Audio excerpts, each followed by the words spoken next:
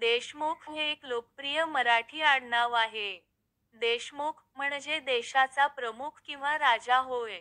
हे पद मध्ययुगीन काळात फार महत्त्वाचे होते. देशमुख हे त्यांच्या विभागातील महसुलाचे मुख्य अधिकारी असत.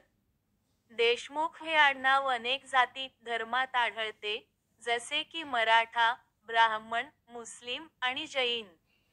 छत्रपती शिवाजी महाराजांच्या काळात देशमुख हे वतनदार होते आणि वंशपरंपरेने आपली कामे सांभाळत होते. आज आपण पाहणार आहोत देशमुख आडनावाचा इतिहास. 1. वंश. देशमुख आडनाव असणाऱ्या व्यक्तींचा वंश सूर्यवंश मानला जातो. 2. गोत्र. देशमुख आडनाव असणाऱ्या व्यक्तीचे गोत्र जमदग्नी ऋषी आहे.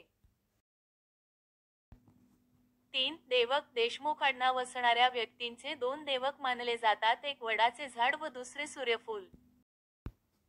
4. विजय शस्त्र. देशमुख घराण्याचे विजय शस्त्र तलवार आहे.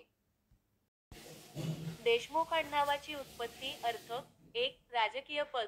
देशमुख हे पद राजाकडून बहाल केल्या जात. या पदावरूनच पुढे या घराण्याला देशमुख आडनाव पडले असे काही इतिहासकार मानतात. 2. मध्ययुगीन इतिहास कालखंडात देशमुख आडनाव महत्त्वाचे होते.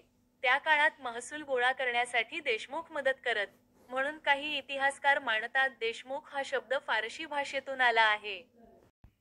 3. काही इतिहासकार देशमुख शब्द संस्कृत भाषेतला आहे असे मानतात.